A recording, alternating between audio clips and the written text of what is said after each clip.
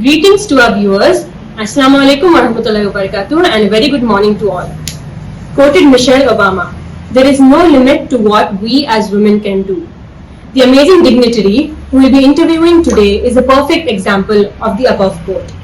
On behalf of Girls Islamic Organization, on the occasion of Republic Day, I would like to extend a very hearty welcome to one of the most dignified personality present with us today, Mrs. Selvi Ganesh ma'am. She is a lady of multiple excellent achievements. Her academic pursuits include MCom, LLB from Bombay University, after which she went on to complete her MPhil and PhD in International Law from Jawaharlal Nehru University, New Delhi.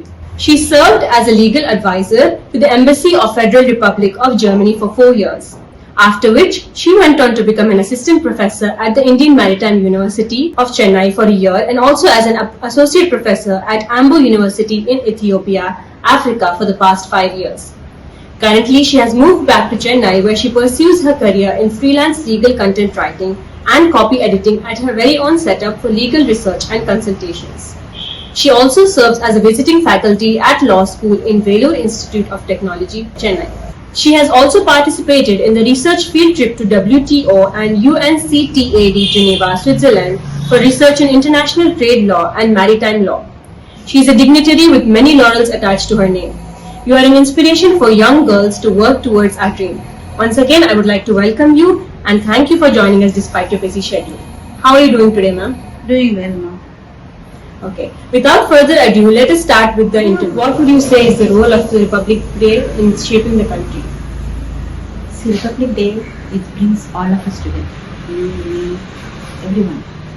We celebrate, we host flag in every institution. That builds the integrity of this nation. That is why we need to celebrate. So, what role can the public play in rekindling faith and a sense for the judiciary?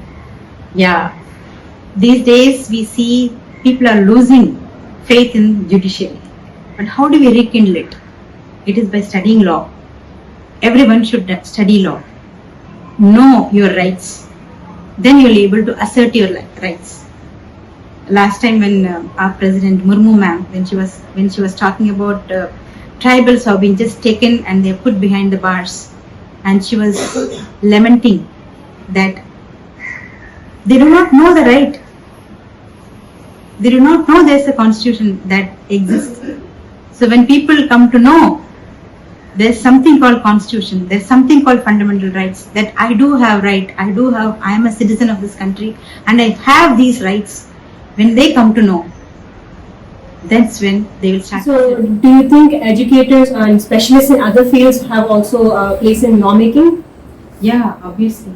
It's certainly, in fact, because law covers entire spectrum. Like for example, environment. Every microorganism is important. Right? We are drinking water. We have money. We go and drink water.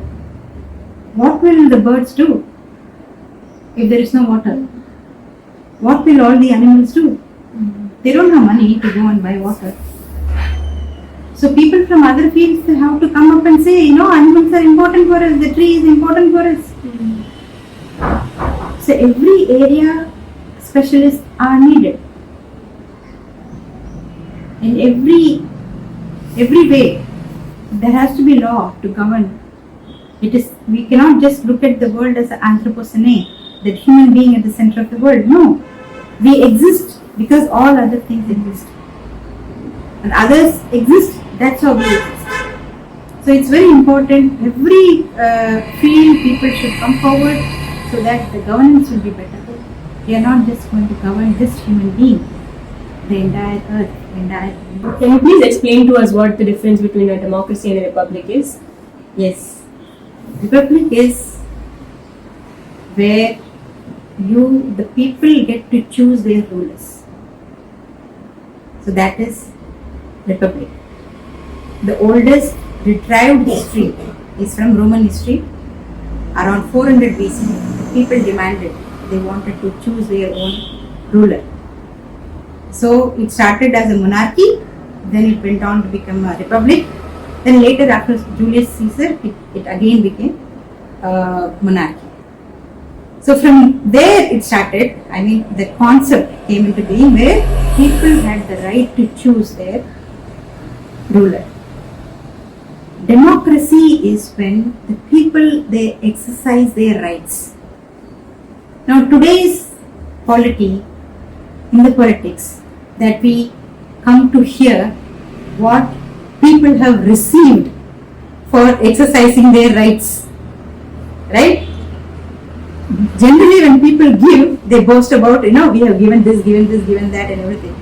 But during election, what is being given is said by the people who received it.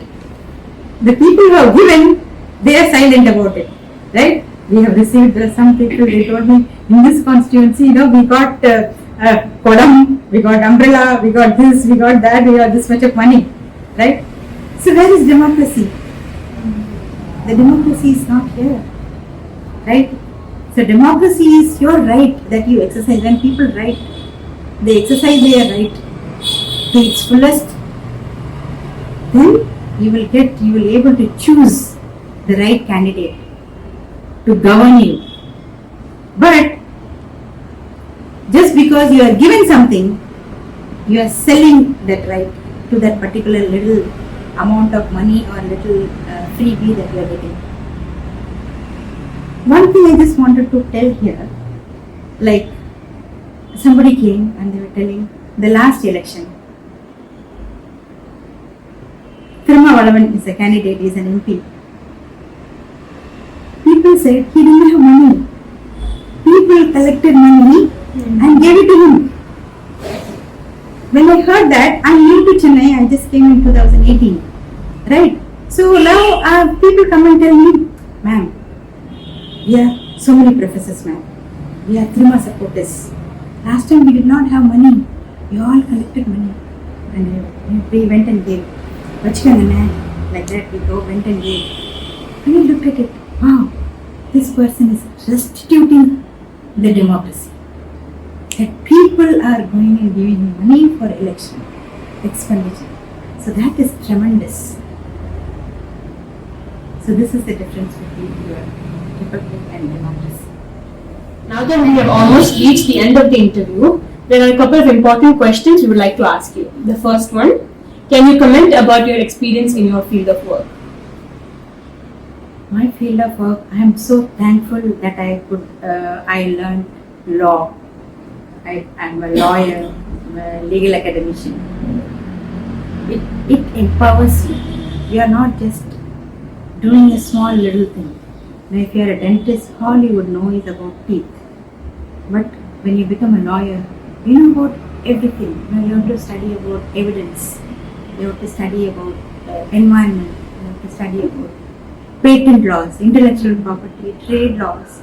Everything under the sun you get to know what exactly is happening there. So being a lawyer, I feel I'm being so useful to the society. It makes you very useful to the society. The last question before we wrap up, what advice would you like to share to the youth of today?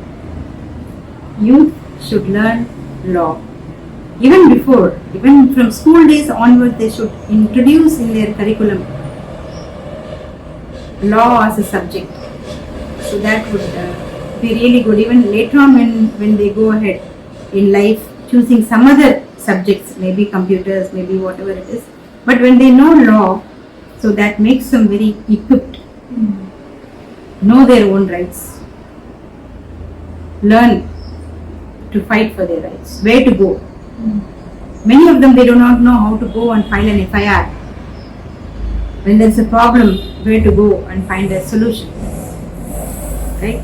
So that's why it is very important that people should learn law. Thank you so much, ma'am, for sharing your valuable words with us. I'm sure a lot of us learned a lot today, and we hope that we would continue to learn from you in the future. Thank you so much.